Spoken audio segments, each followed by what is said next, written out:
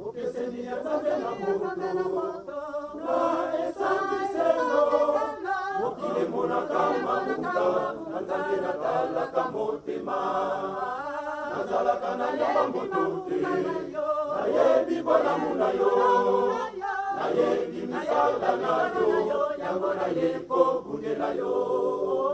Okeseni Nzambe na moto, na esambiselo, mokili monaka mabuka, Nzambe natalaka motema, nazalaka na nyama moto te, nayebi bolamu na yo, nayebi misala na yo, yango nayebi kobundela yo.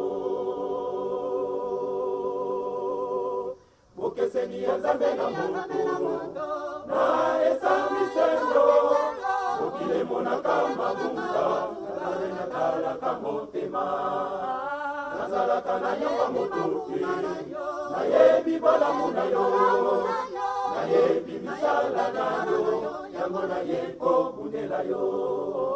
Okeseni Nzambe na moto, na esambiselo, mokili monaka mabuka, Nzambe natalaka motema, nazalaka na nyama moto te, nayebi bolamu na yo, nayebi misala na yo, yango nayebi kobundela yo.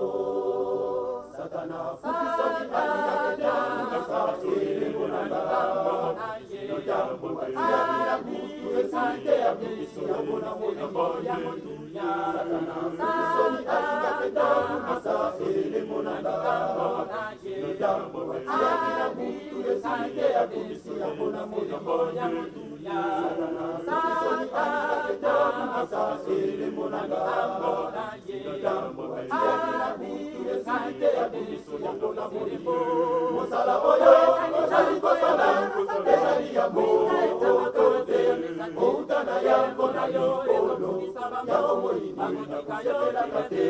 Mosala oyo ozali kosala ezali ya moto te, outa na yango na likolo yango moyini nakosepelaka te. Mosala oyo ozali kosala ezali ya moto te, outa na yango na likolo yango moyini nakosepelaka te. Satana fukisaki nasaki monanga, yo jambo batiaki esite ya bisi ya mona moni ya motuya. Satana fukisaki nasaki monanga, yo jambo batiaki esite ya bisi ya mona moni ya motuya. Satana fukisaki nasaki monanga, yo jambo batiaki esite ya bisi ya mona moni. Mosala oyo ozali kosala ezali ya moto te, outa na yango na likolo yango moyini nakosepelaka te. Mosala oyo ozali kosala ezali ya moto te, outa na yango na likolo yango moyini nakosepelaka te. Mosala oyo ozali kosala ezali ya moto te, outa na yango na likolo yango moyini nakosepelaka te.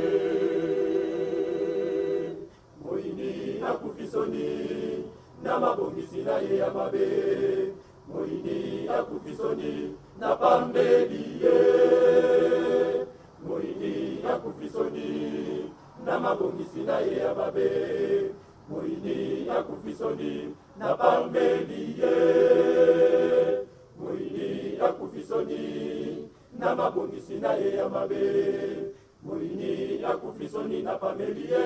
Mosala oyo ozali kosala ezali ya moto te, outa na yango na likolo yango moyini nakosepelaka te. Mosala oyo ozali kosala ezali ya moto te, outa na yango na likolo yango moyini nakosepelaka te.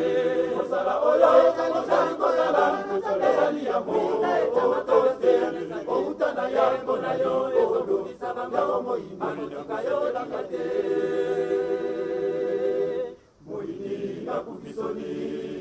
na mabongisi na ye ya mabe moyini ya kufisoni na pambeli ye moyini ya kufisoni na mabongisi na ye ya mabe moyini ya kufisoni na pambeli ye moyini ya kufisoni na mabongisi na ye ya mabe moyini ya kufisoni na pambeli ye mosala oyo otalikosala ezali ya outana ya emona yo yabo moyini akayoelaka te mosala oyo otalikosala ezali ya outana ya emona yo yabo moyini akayoelaka te mosala oyo otalikosala ezali ya outana ya emona yo yabo moyini akayoelaka te.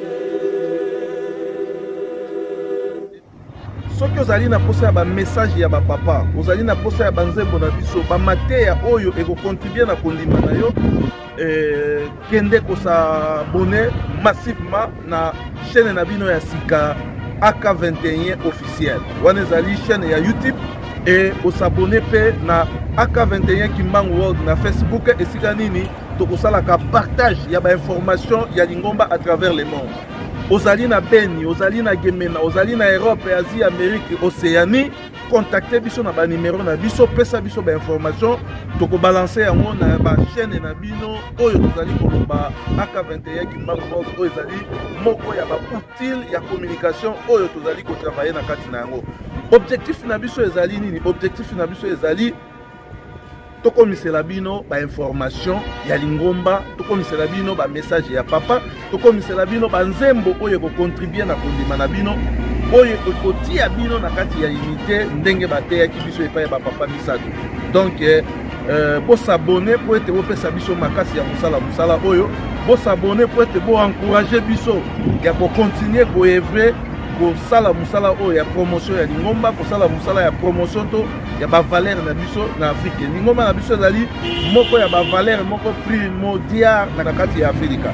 Yango bosunga biso na ko partager ba émission na biso, bosunga biso na ko s'abonner na ba chaîne na biso et puis bosunga pe biso na ko like pe bo commenter na ba publication oyo to kosala la kabine. Abonnez-vous sur AK21 officiel pour recevoir plus les informations liées aux activités du kimbongisme. Le message de Papa Simo Kimbangu Kiangani, le message des trois voilà, le cantique de l'église et les différentes prédications. AK21 officiel.